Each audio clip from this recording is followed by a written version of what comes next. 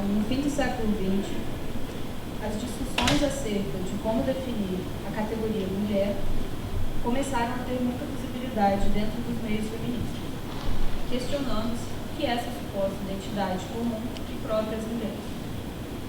Segundo Paul B. Preciado, a descentralização do sujeito político, o feminismo, modificou, de maneira a simultaneamente colocar em questão a condição feminina como categoria natural e universal.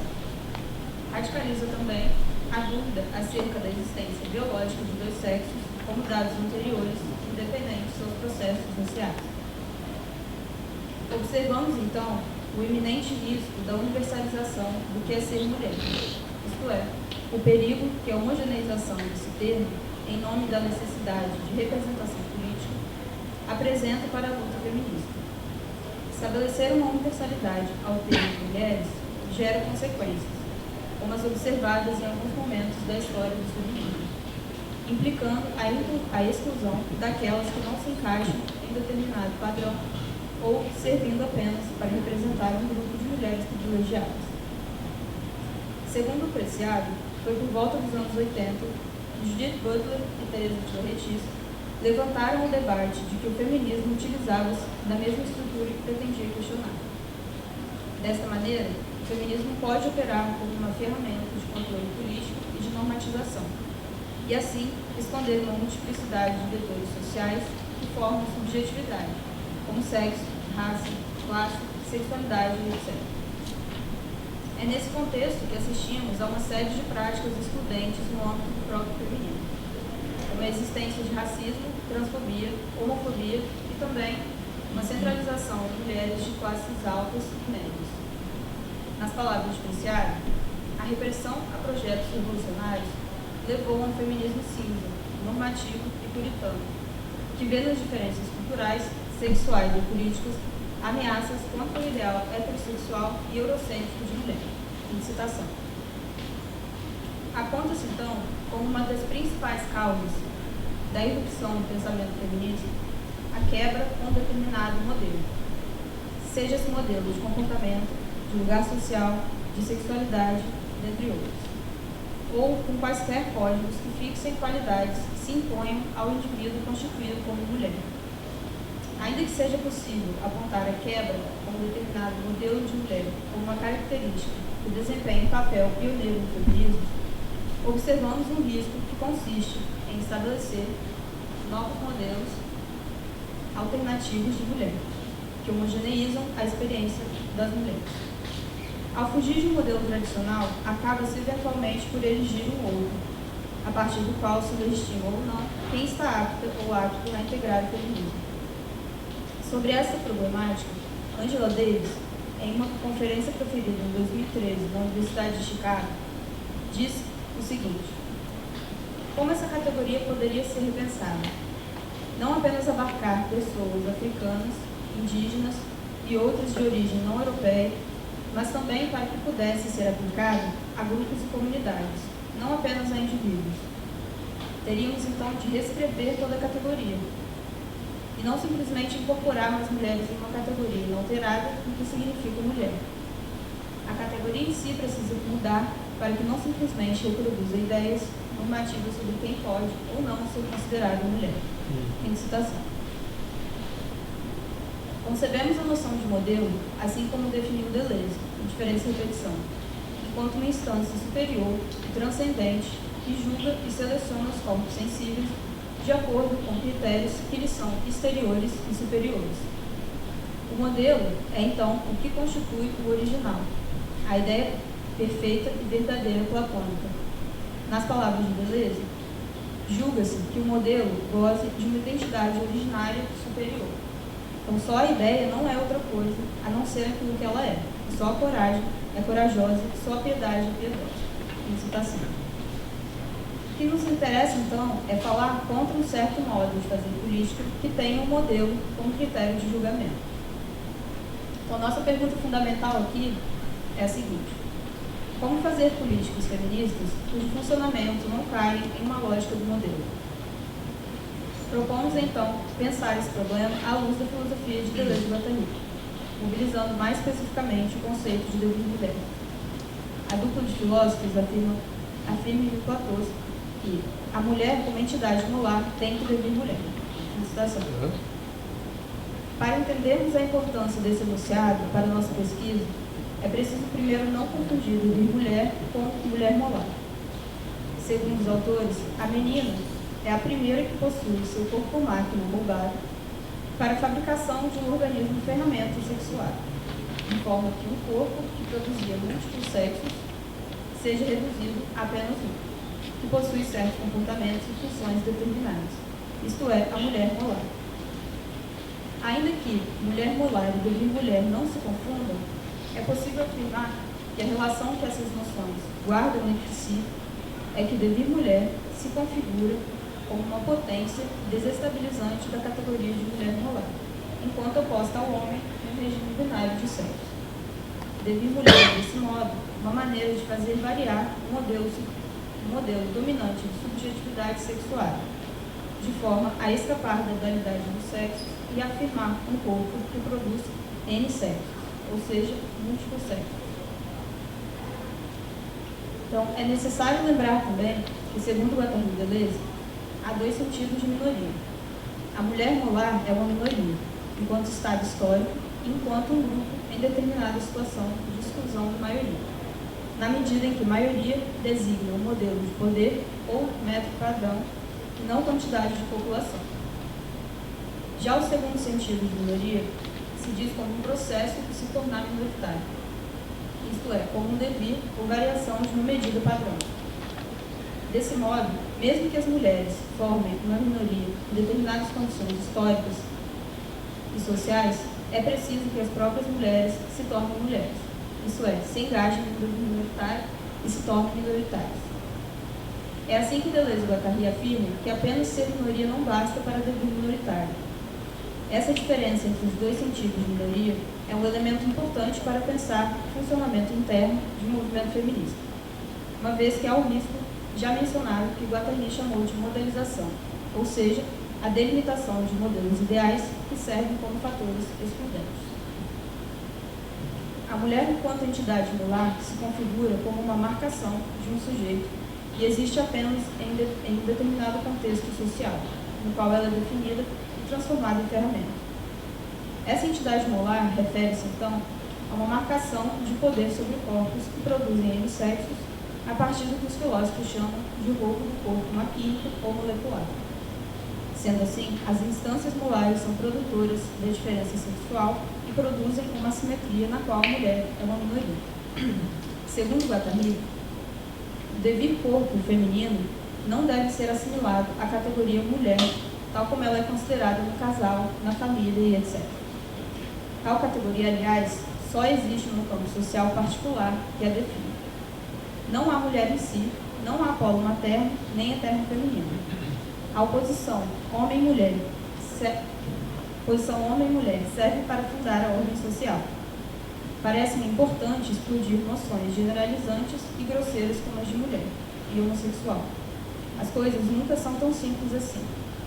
Quando as reduzimos a categorias branco, preto ou macho e fêmea, é porque estamos com uma ideia de antemão. É porque estamos realizando uma operação para nos assegurarmos de um poder sobre eles. Fim de citação. Ainda que essa fala de Guattari não ultrapasse muito o que as feministas já haviam dito, o esforço aqui se faz de maneira a deslocar o conceito de mulher proposto pela dupla para o âmbito do feminino e afirmar que a insistência de ambos no devir minoritário traz uma maneira diferente e interessante para pensar o nosso problema. A nossa proposta consiste, primeiramente, em afirmar que o movimento feminista existe uma vez que há um devir mulher das mulheres, mas não enquanto este designa somente um conceito de Deleuze e Guattari, mas sim um movimento pelo qual os indivíduos designados como mulheres desejam sair de modelos de feminilidade e fazer fugir papéis e significações definidos pelo gênero ou pelo sexo. Essa insistência de Guattari e Deleuze no devir minoritário coloca o problema de que não basta ser minoria, mas sim torna necessário que o feminismo continue levando a cabo constantemente o desdobramento de sua potência revolucionária para escapar dos modelos. Devir mulher, então, se diz como uma variação contínua da categoria de mulher, expondo um determinado modelo universal feminino a uma variação que não se quer capturada em outros modelos. Devir mulher diz respeito a uma micropolítica imanente ao feminismo que visa desestabilizar operações modernizadoras e assim fortalecer as lutas das minorias também em âmbito macropolítico. Dessa maneira, nosso intuito com essa pesquisa foi de defender que um tal devir mulher ocupa um papel muito importante no feminismo, que pode ser resumido em 3 pontos chaves. Primeiro, que o pensamento feminista é engendrado uma vez que há um devir mulher das mulheres, isto é, um deslocamento das massas femininas de um antigo modelo de mulher. Segundo, o devir mulher desestabiliza a categoria de mulher molar. E terceiro, que o devir mulher é a variação contínua da categoria de mulher. Então, a partir desses 3 elementos, é plausível sustentar que o devir mulher é a potência propriamente revolucionária do feminismo e que caracteriza o feminismo enquanto tal, de modo que não há feminismo sem devir mulher. Quando movimentos feministas operam por instauração de novos modelos, separam-se de sua potência revolucionária, pois começam a reproduzir essa lógica do modelo, que nada tem de revolucionário, muito pelo contrário. Assim posto, o devir mulher das mulheres configura um feminismo minoritário, que busca escapar constantemente de um funcionamento guiado por coordenadas morais, ou por uma espécie de tribunal de julgamento, e que contamina e arrasta também os homens para fora de uma lógica binalizante. Por último, gostaríamos de salientar ainda que a insistência em pensar o âmbito da micropolítica não significa, de maneira alguma, uma espécie de recusa ou abandono da macropolítica.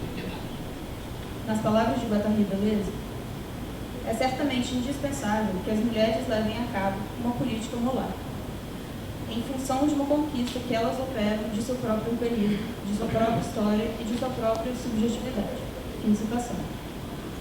Aproveitando-se das palavras de Preciado, em uma entrevista dada em 2004, é necessário fazer uso de uma molarização enquanto estratégia política, produtora de uma certa potência de agir, de modo que a questão não seja a de simplesmente negar as políticas identitárias, mas a de como atravessar a molaridade identitária sem fazer da identidade o fim último da ação política.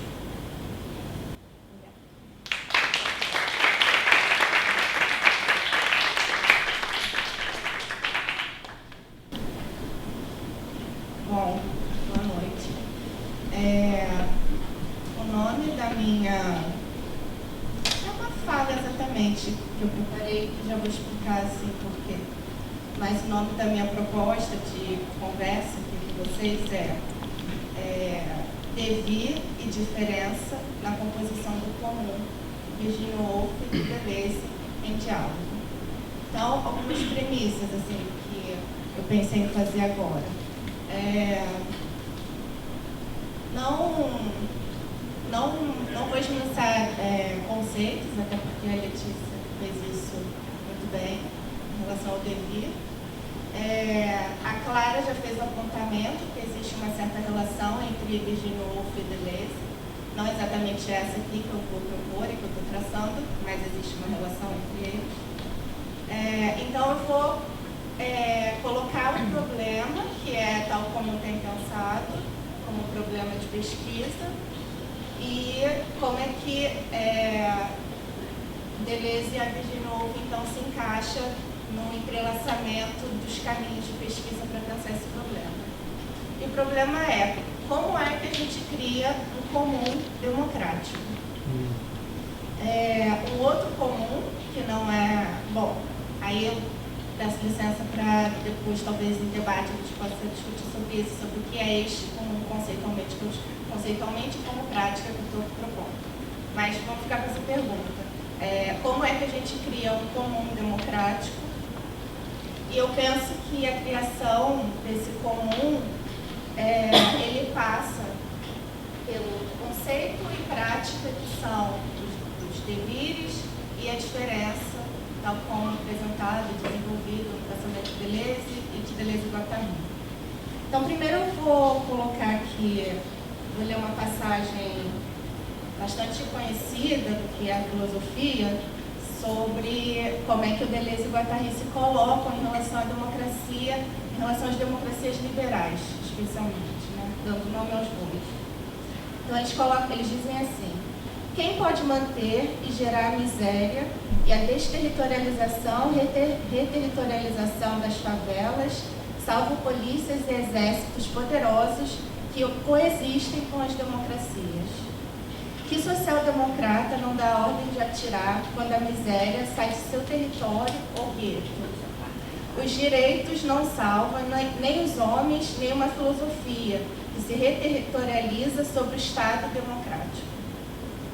Os direitos do homem não nos farão abençoar o capitalismo.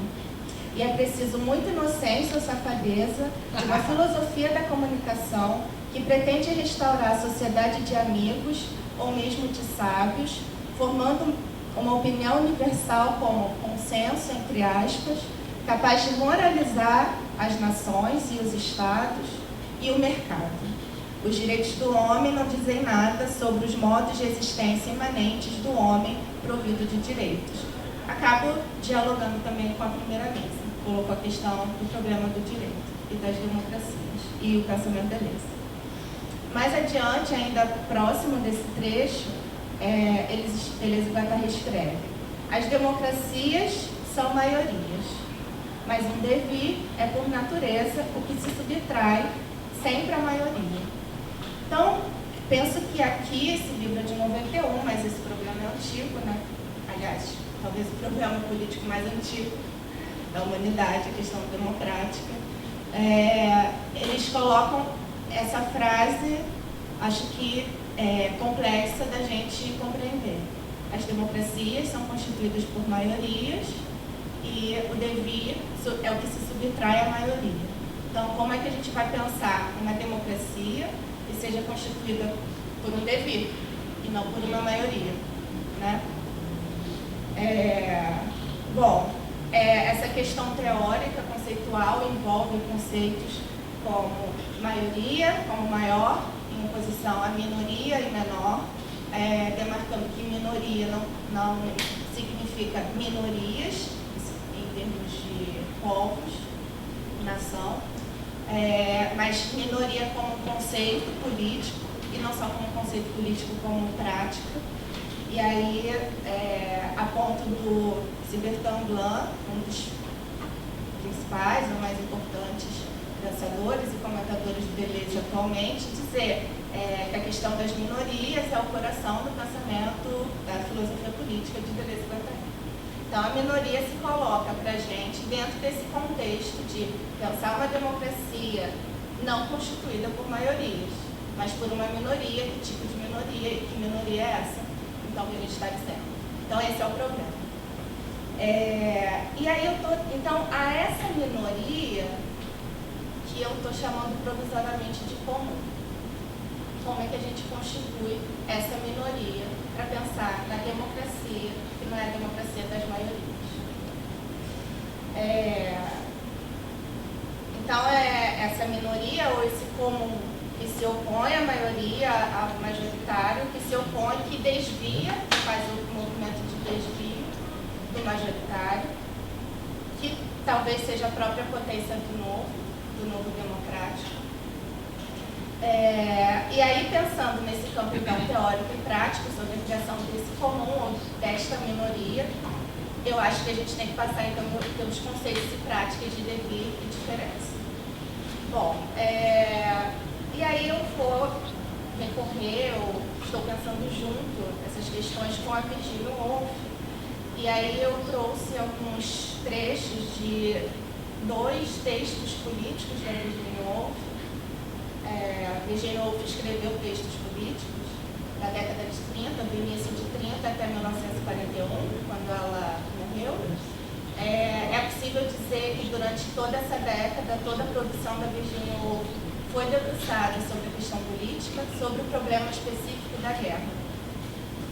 Então, dentro desses escritos que foram produzidos nesse período, mas também antes desse período, a Virginia já tinha como questão a questão política, mas me concentrando então em 2 textos específicos, na verdade. O primeiro se chama Os Três Guinéus, que ele começou a ser escrito em 1933 e foi publicado em 1938.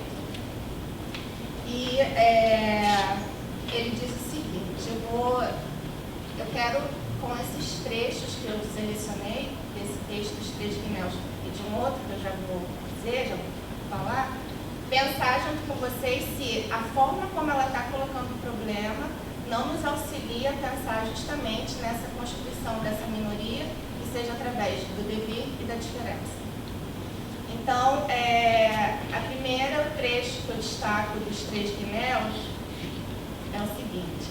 Bom, nos Três Guinéus a Virgínia está se questionando sobre a guerra, sobre aquele momento da guerra. E aí ela começa esse texto através de 3 cartas ficcionais. A primeira carta é enviada por um homem instruído. Então, a primeira distinção de gênero e classe que ela faz é entre este homem instruído e ela, uma mulher, pertencente à classe das filhas dos homens instruídos, que não tiveram acesso à educação, à universidade, etc. Então, a Virgínia, esse homem instruído, envia uma carta para a Virgínia e pergunta: oi, Virgínia, o que você acha que nós podemos fazer para evitar a guerra? E aí a Virgínia começa a resposta dela dizendo o seguinte: olha, em primeiro lugar, eu tenho que dizer que eu estou muito surpresa, porque quando na história da humanidade um homem perguntou para uma mulher o que a gente pode fazer juntos para evitar a guerra. Então, essa carta tem que entrar nos anais da história, ela diz. Ela começa a resposta assim.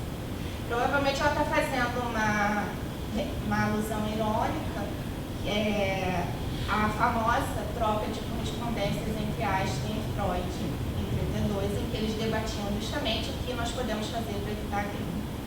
Bom, e aí, passada essa ironia, né, do recebimento dessa carta, a Virgínia diz assim: olha, existe uma distinção real entre nós.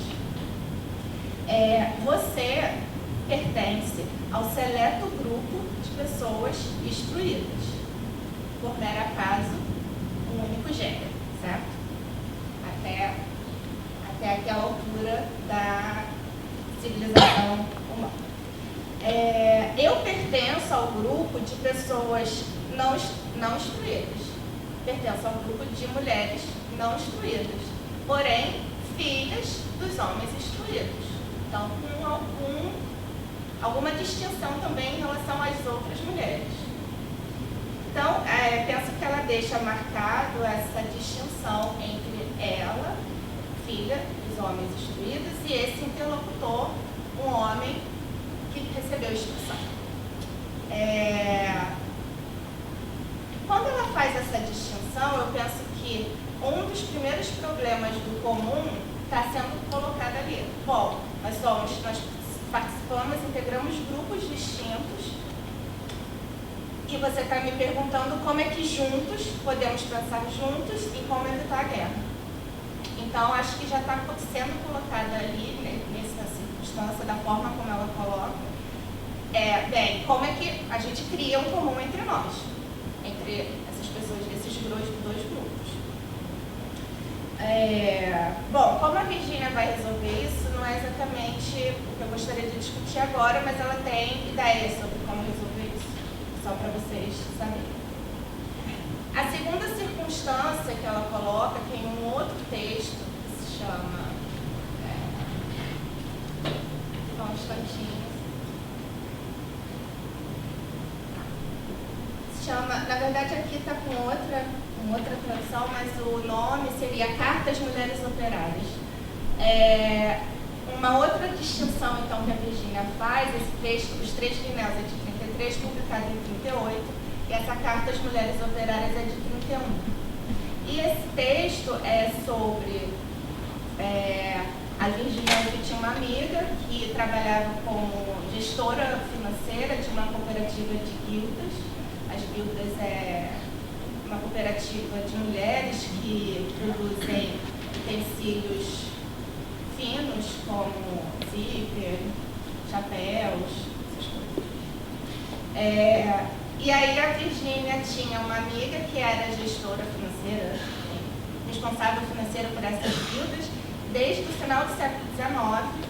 E a Virgínia acompanhava muito de perto o trabalho realizado nessas guildas. A Virgínia participava dos congressos realizados pelas mulheres operárias.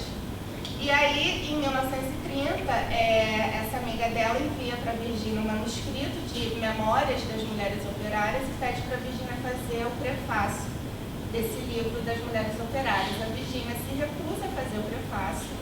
Ela diz que não há nada pior no mundo do que fazer um prefácio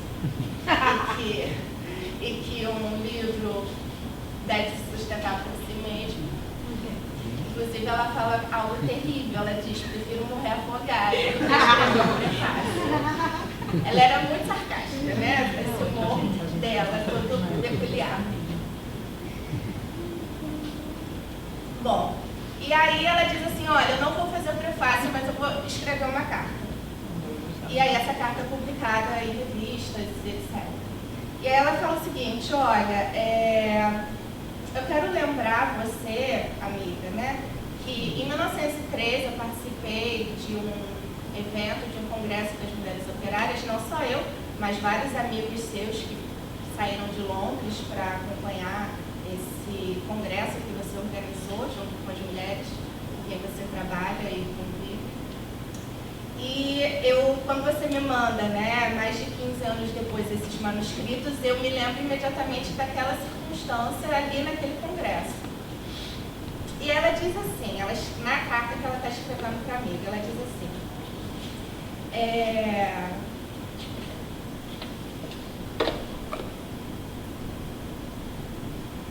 enquanto aquelas mulheres operárias reivindicavam questões como lei do divórcio, taxação das propriedades agrárias, salário mínimo, assistência à maternidade, educação dos filhos maiores de 14 anos, reivindicação unânime quanto ao voto universal.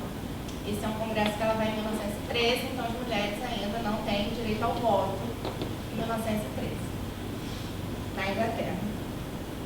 Ou seja, todo tipo de questão pública, Virgínia narra que passa pela mente de seus convidados, que vieram de Londres e de outros locais, estavam ali para ouvir as mulheres operárias, que eles pensavam: de que se trata tudo aquilo?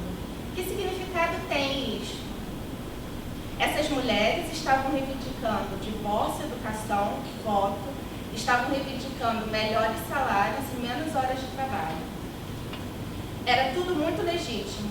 Contudo, para os ouvintes, para as pessoas instruídas, homens instruídos e mulheres, filhas dos homens instruídos, da audiência, uma grande dose de desconforto e inquietude se instaurava. E aí diz a Virgínia: todas essas questões que importam tão imensamente as pessoas aqui, questões de saneamento, educação, salário, reivindicação por um cheirinho a mais, por um ano a mais de escolarização, por 8 horas a mais, a menos, em vez de 9, atrás de um balcão de uma fábrica. Se todas essas reivindicações fossem concedidas neste mesmo instante, isso não afetaria um único fio de cabelo da minha confortável cabeça capitalista. Então, a Virgínia, nesse momento, ela também está demarcando uma distinção entre ela, filha dos homens instruídos, e as mulheres operárias. Portanto, olha o que ela diz: portanto, meu interesse aqui é meramente altruísta. Bom, deixa eu fazer uma parte. Tudo isso aqui é uma retórica. Depois a Virgínia vai dar uma reviravolta e lá no final, mais para o final do texto, ela vai dizer como é que elas fazem o comum. Mas ela inicia o texto, essa argumentação, de forma retórica, apontando essas diferenças. Portanto, meu interesse é meramente altruísta. É esparso e empalidecido. Não há nenhum sangue vital ou urgência nele. Por mais forte que eu bata palmas ou bata os pés no chão, há no som uma falsidade que me trai. Sou uma espectadora benevolente. Estou irremediavelmente apartada das protagonistas. as mulheres operárias e essas reivindicações. Sento-me aqui, hipocritamente, batendo palmas e batendo os pés no chão, uma proscrita do grupo. O ruído das palmas e dos pés batendo era vazio, saía pela janela aberta e se juntaria ao alarido dos caminhões. O relógio agora soava 11h30. Havia, sim, mais muitas horas pela frente. E se tínhamos atingido este estágio de irritação às 11h30 da manhã, como estaríamos às 5h30 da tarde? Como poderíamos ficar sentados durante outro dia de discursos? Como poderíamos, sobretudo, nos apresentar diante de você, nossa anfitriã, com as informações de que seu congresso tinha se mostrado tão insuportavelmente irritante e que voltaríamos para Londres no primeiro trem que houvesse? A única chance estava em algum feliz truque de mágica, alguma mudança de atitude pela qual a obscuridade e a vacuidade dos discursos pudesse se transformar em algo de carne e osso para eles. Do contrário, eles continuariam intoleráveis. Dissemos então que o Congresso tinha suscitado pensamentos e ideias dos mais variados tipos.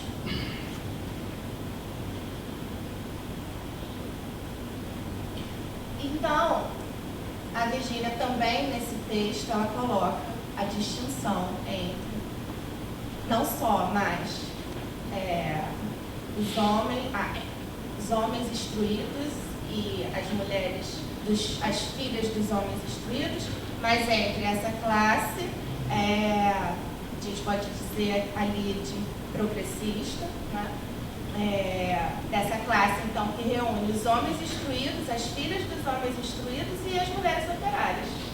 Então, ela coloca uma outra questão de distinção e ela também vai pensar numa forma de composição, de formação de comum, especialmente entre ela, uma mulher da classe filha dos homens instruídos e as mulheres operárias. Eu só trouxe esses dois exemplos porque acho que aqui ela coloca o problema que eu estou querendo pensar junto, né? Que é justamente como é que a gente faz comum dentro desse estado de coisas. Né? Só para vocês não ficarem muito nervosos, ela vai dizer que o comum entre ela e as mulheres operárias vai ser feito mais adiante, quando todas elas se reunirem para lutar contra a guerra, para lutar pela paz. E ela diz que justamente a reivindicação que essas mulheres estão fazendo neste momento é dar conta ou diz respeito à prática política, à prática do exercício de criação da política do comum, etc. Bom, então, está posto aqui o problema do comum. Como é que a gente cria o comum dentro dessas distinções sociais e diversas outras distinções?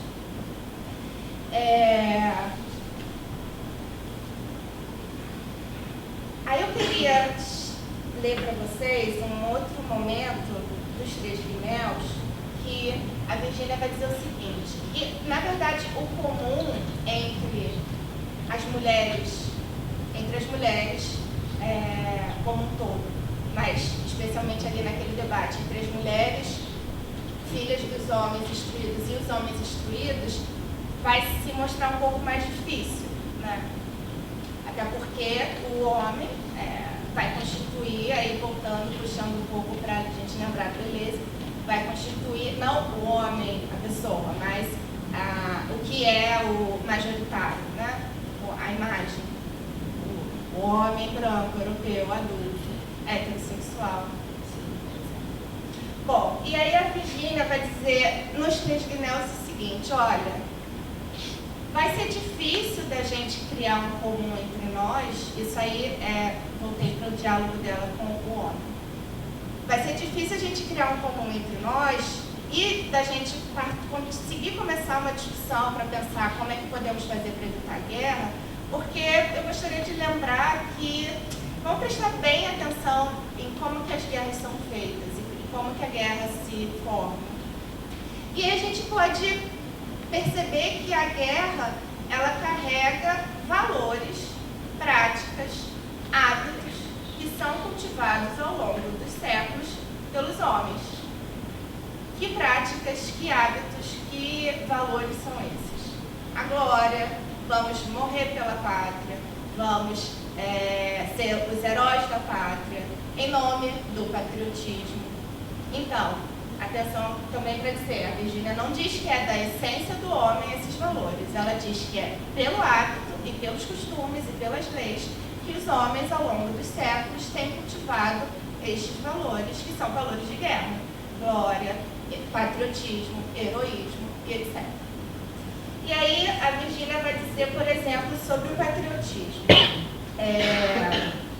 Ela vai dizer, olha, eu sei que o seu sexo carrega opiniões diversas sobre a questão da guerra, de devemos lutar ou não, devemos nos colocar em guerra ou não.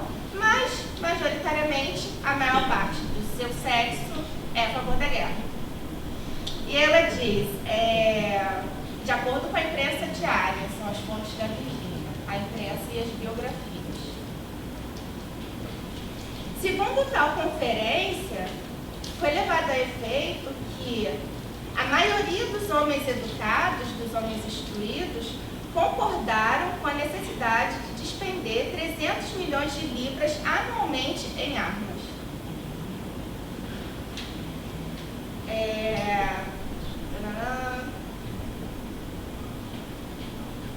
É evidente que tem que existir alguma razão de força que leve a prevalecer essa unanimidade esmagadora, ou esse requisito majoritário.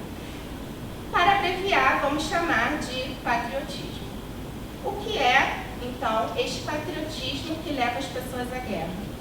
E aí ela vai ler uma carta de um juiz que vai dizer: os ingleses sentem-se orgulhosos da Inglaterra.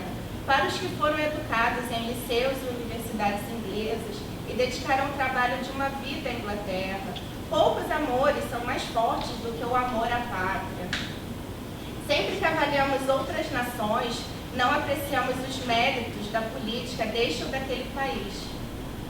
E ela vai dizer, aquela liberdade da Inglaterra, a Inglaterra é a pátria das instituições democráticas. E aí ela vai dizer, bom, essa é uma declaração de um juiz, de um tribunal, e o que significa, e ela diz, o que significa para um homem de princípios o patriotismo, bem como os deveres que o mesmo lhe impõe, não é o mesmo que significa patriotismo para a irmã desse homem educado.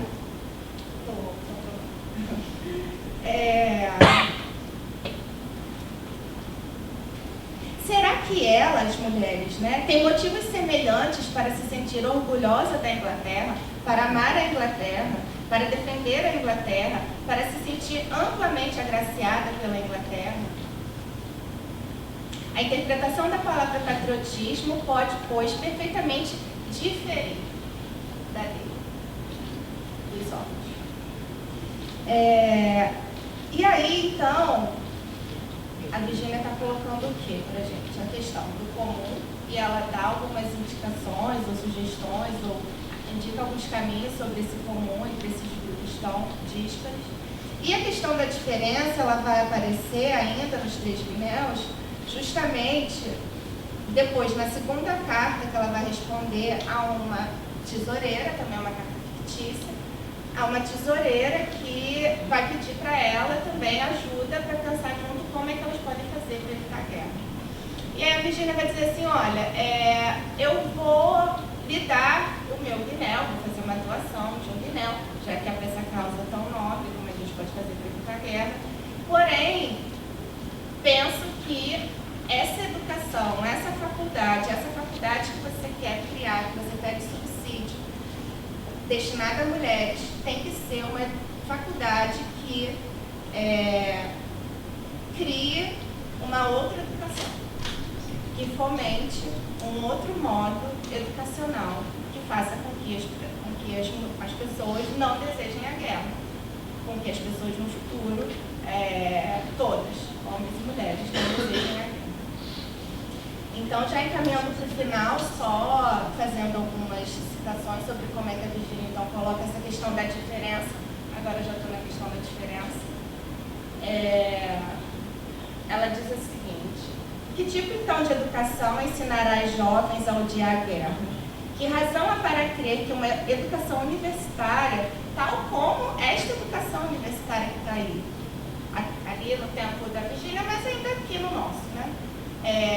Que cultiva os valores de honra, heroísmo, competição, celebração, etc. Que razão há para crer que uma educação universitária fará com que as pessoas instruídas se posicionem contra a guerra?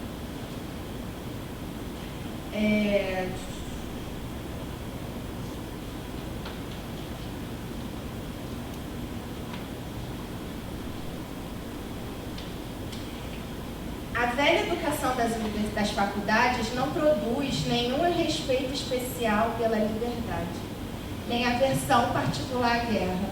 Está claro que vocês devem reconstruir a sua faculdade de maneira diferente. Ela é jovem e pobre. Deixem, portanto, que ela tire vantagem dessas características e seja alicerçada na pobreza e na juventude. Obviamente, ela deve ser, portanto, uma faculdade experimental, uma faculdade ousada, que seja construída de acordo com diretrizes próprias. Obviamente, deve ser construída não com pedra esculpida e vitrais, mas com algum material barato, facilmente combustível, que não acumule poeira nem perpetue tradições de guerra, de glória, de competições, etc. Que não tenha capelas, que não tenha museus e bibliotecas com livros acorrentados. Em Cambridge e Oxford, os livros raros ficam acorrentados, trancados dentro de armários. E as mulheres eram impedidas de frequentar as bibliotecas até 1920, mais ou menos. Que as primeiras edições não sejam trancadas em armários envidraçados. Façam com que os quadros e os livros sejam novos e estejam sempre mudando. Deixem que ela, a faculdade, seja redecorada por cada geração com suas próprias mãos e de forma barata. E o que deve ser ensinado nessa nova faculdade? Não a arte de dominar outras pessoas, não a arte de mandar, de matar, de acumular terra e capital. Essas artes exigem muitíssimas despesas extraordinárias, soldos e uniformes e cerimônias. A faculdade pobre deve ensinar apenas as artes que podem ser ensinadas de maneira barata e praticadas por pessoas pobres, tais como a medicina, a matemática, a música, a pintura e a literatura. Deve ensinar as artes das relações humanas, a arte de compreender a vida e a mente dos outros povos, e as pequenas artes da conversação, do vestir-se, da culinária, que a elas são associadas. Bom, então, eu trouxe esses trechos porque eu acho que eles ilustram o que eu tenho tentado pensar, que é justamente nessa criação desse comum ou dessa minoria que trabalhe com o conceito de devir, que é o que escapa do majoritário, e com o conceito da diferença, porque no final do argumento que a Virgínia está dizendo isso, né? Bom, sim, a gente tem que pensar sobre como é que a gente se compõe, como a gente cria um outro comum. Mas esse comum tem que trazer uma marca da diferença. Não pode ser um comum ou um contra-majoritário que reproduza os mesmos valores e desejos e ambições do majoritário, do qual a gente pretende desviar, etc. Obrigada.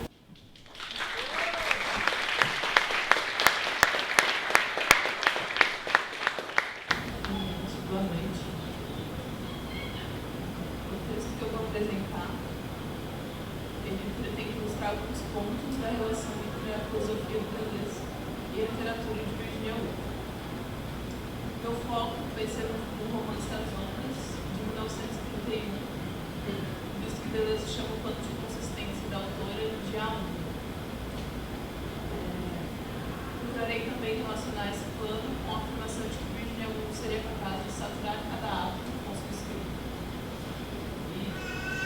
maneira, ela seria capaz de circular entre as intensidades, passando de uma a outra, de maneira similar ao que Deleuze afirma sobre alguns autores ingleses norte-americanos no Diálogos.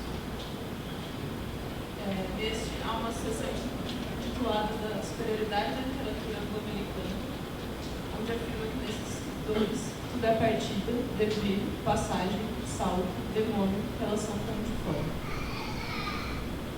Para entender melhor a construção dessas linhas de fuga na obra da autora e a relação com o de fora, eu partirei dessa última citação do Platão 10 sobre o devir. Embora um pouco longa, acredito ser importante para descrever melhor o romance e o plano de consistência do autor. Agora eu cito. As ondas são as vibrações. As bordas movediças se inscrevem a cada vez como abstrações no plano de consistência.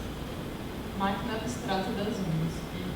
Em As Ondas, Virginia Woolf, que soube fazer de toda a sua vida e sua obra uma passagem, um devir, toda espécie de devidos entre idades, sexos, elementos e reinos, mistura 7 personagens: Bernard, Neville, Lewis, Dina, Holden, Susan e Percival.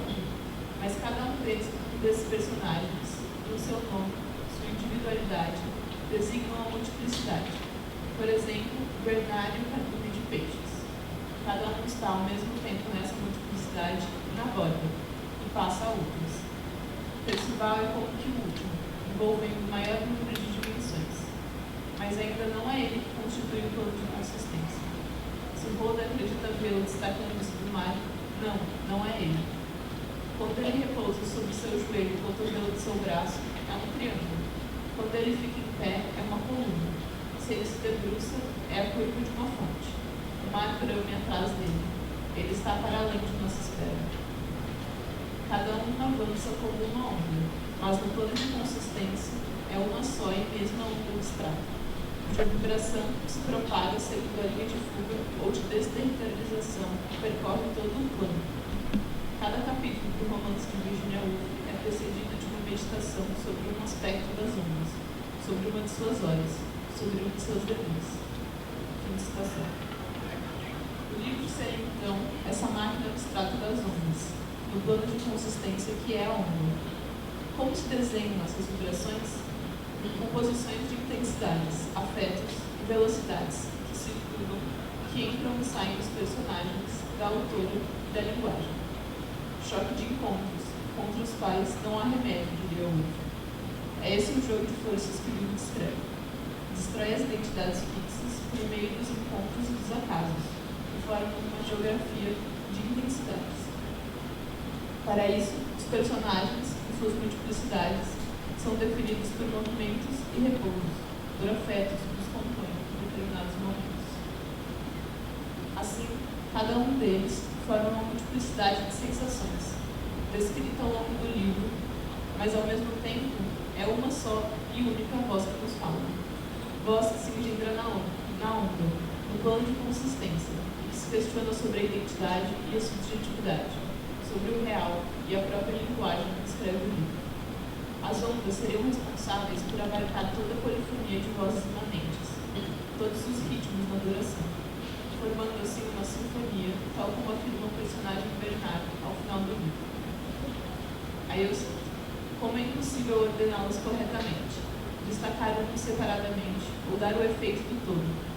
Mais uma vez, como na música, que sinfonia surge com suas consonâncias e dissonâncias, com as melodias no alto e com cada acompanhamento por baixo. Cada um toca sua própria melodia, violino, flauta, trompete, tambor ou qualquer instrumento. Fim de citação. Dessa maneira, para que tal sinfonia se estruture, o romance é composto por solilóquios de 6 personagens que se atravessam e não constituem apenas individualidades fechadas em suas interioridades. Assim, estes solilóquios seriam as relações entre as diferentes velocidades ou lentidões, os sons ou ondas que dão ritmo ao livro. Os amigos, a música, o ar, a natureza, todos esses elementos entram em relação com os personagens, transformando-os à medida que a vida destes se desenrola. Como afirma a personagem Dina, nada se fixa, nada se acomoda nesse universo. Tudo ondula, dança, tudo é rapidez e triunfo. Os personagens compõem-se e são decompostos como um bloco de velocidades, sensações. Bernard afirma de maneira clara isso quando diz: existimos, não apenas separadamente, mas em blocos diferenciados de matéria. Ginny tem o poder da dança, que faz que seu corpo interaja com o espaço de outra maneira. Susan encontra conexão no campo, com as árvores, os animais, seus filhos. Todos os personagens, de alguma maneira, expressam a imanência e o campo de força do mundo, que está sempre se afetando e se dobrando, criando narrativas a respeito de suas identidades e mudando de acordo com os afetos que nos cercam. Desse modo, as ondas representam a imagem desse plano, uno e múltiplo, que acomoda as ondulações do ser. Movimento incessante onde espaço e tempo são afetos, que entram em relação com o ser, nos devires, nos processos de subjetivação. Então, a temporalidade do romance descreve essa dinâmica ondulatória do plano. O tempo é também uma onda, e se engenha de forma múltipla para Virginia Woolf, de maneira que um dia pode descrever uma vida inteira. Os personagens têm o passar dos anos, que correspondem a capítulos dos livros, delimitados por descrições de ondas, desse plano que é imanente, e que quebra na praia durante um dia. Suas horas, suas luzes, seus átomos são descritos. Assim, as ondas são como um ciclo, sempre recomeçando, sempre mudando. Ou como o livro diz, a eterna renovação, o incessante erguer-se e cair, e erguer-se outra vez. Nesse plano, há uma heterogênese, uma produção de outro possível, onde a linguagem é a criação de outro pensamento. Um fora como um campo de diferença de intensidades, onde os ritmos das ondas são esses personagens ou sujeitos em dever. O fora é, então, essa circulação de intensidades que nos força o pensamento e pode ser encontrado no indizível da escrita de Woolf, onde a linguagem entra em tensão com seu sistema, ao se ver confrontada com a morte, um insensível que só pode ser sentido. Cada um dos personagens testa um jogo com a vida e suas relações com o espaço e o tempo, onde o ser é transformação, é vida que também é morte, o fora que se faz dentro de cada um. Dessa maneira, momentos que suspendem o tempo, que expandem, dilatam o espaço ou nos jogam em direção ao passado, formam o que Virginia Woolf chama de momentos of being. Essa percepção expandida, interior mas ao mesmo tempo exterior, vida que também é morte, compõe uma série de movimentos que seriam responsáveis por indagação sobre o ser e a criação de subjetividades. Por isso, volto agora aos personagens, em especial ao Percival. Deleuze e Guattari, naquela citação do começo, disseram que quase abrangia o maior número de dimensões, mas que ainda não era o plano de consistência. Ele é o único personagem sem voz, o sétimo dos 6 amigos, que só é entrevisto no soliloquio dos outros. Está nos limites por ser sempre uma alteridade, mas se faz presença por meio da voz de um amigo. A imagem que temos dele é múltipla, mas o que marca sua passagem no livro é a morte, que chega quando cai de um cavalo na Índia. Como então os personagens lidam com a morte, com o irrepresentável, com o que nunca poderemos conhecer? A imagem que suscita em cada um dos personagens é diversa, e por isso ele salta entre as bordas das dimensões, mas ainda não constitui plano de consistência. É por esse motivo também que o personagem Lewis descreve Percival como, eu cito, quem nos torna conscientes de que são falsas essas tentativas que estamos fazendo de dizer sou isto, sou aquilo, reunindo-nos como partes separadas de um corpo e uma alma. Algo foi deixado de fora por medo, algo foi alterado por vaidade. Tentamos acentuar diferenças. Pelo desejo de sermos separados, acentuamos nossas faltas e nossas particularidades. Mas abaixo há uma corrente girando em redor, num circuloso metálico. Dessa forma, Percival significa esse primeiro olhar para a morte, o corte na história, o início de um cansaço que só se dilata sobre esse personagem, sobre Bernard, um outro personagem que se debruça sobre esse impensável do fora, esse sem fundo, o circuloso metálico de que Luz falou. Responsável por um novo monólogo no final, no qual recapitula a vida e os amigos, o personagem Bernard descreve uma desagregação, ou uma espécie de morte. Nessa, relata uma experiência de união com todas as coisas, a perda de um sujeito anunciador estável e a impossibilidade de descrição que tal sensação evoca. Visão inatingível na qual o eu se dissolve. Eu sim.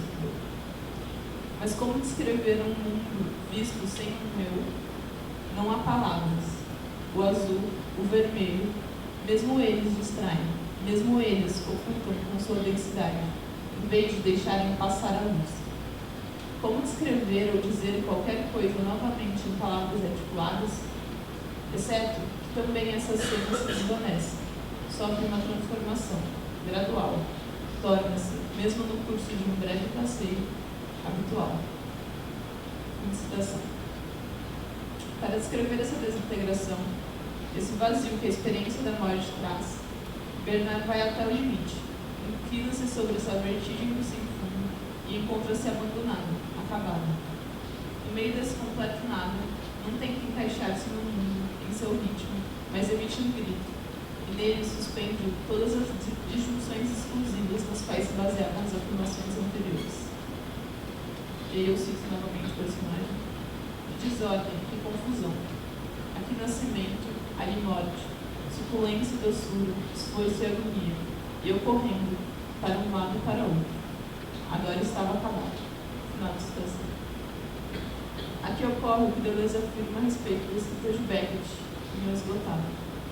A impossibilidade narrativa decorre desse esgotamento, onde eu cito Deleuze agora. Combina-se o conjunto das variáveis de uma situação com a condição de renunciar a qualquer ordem de preferência e a qualquer objetivo, a qualquer significação. Estar, então, andando de um lado para o outro, passando entre, mesmo no curso de um breve passeio. Não seria essa a descrição de Virginia Woolf por Deleuze quando esse diz que o autor é capaz de saturar cada átomo? No entanto, o perigo ainda existe nessa morte, quando a linha de fuga se transforma em realidade concreta. O suicídio da personagem Rhoda ao final do livro, no abandono de si frente ao abismo, fala sobre um risco e a ambiguidade que existem nesse projeto. Pode-se dizer que o próprio suicídio de Virginia Woolf é também um exemplo do perigo da linha de fuga, que pode se tornar autodestruição. Mas Woolf é também Bernard, para quem a morte seria essa abertura para a vertigem, onde, eu cito Deleuze, não se cai, entretanto, no indiferenciado ou na famosa unidade dos contraditórios. Não se é passivo, está-se em atividade, mas para nada. Citação. Assim, esgotando todo o sensível, a morte aparece como potência. O esgotamento trouxe não uma negação da vida, mas uma força, onde se debruça sobre a vida, um lugar sem lugar. E como coloca o personagem Bernard, acima do fluxo do mar e do som das florestas, onde se vê as ondas quebrarem nas pedras, essa eterna transformação que faz do ser uma simples aventura. O último monólogo, então, dirigido ao leitor, mostra as ondas ou as dobras que constituem a imanência da vida. De um livro todo composto de multiplicidades, saltos entre limites, devires, o encontro com o fora fecha o livro com uma vertigem que desafia o pensamento, um grito que suspende a linguagem.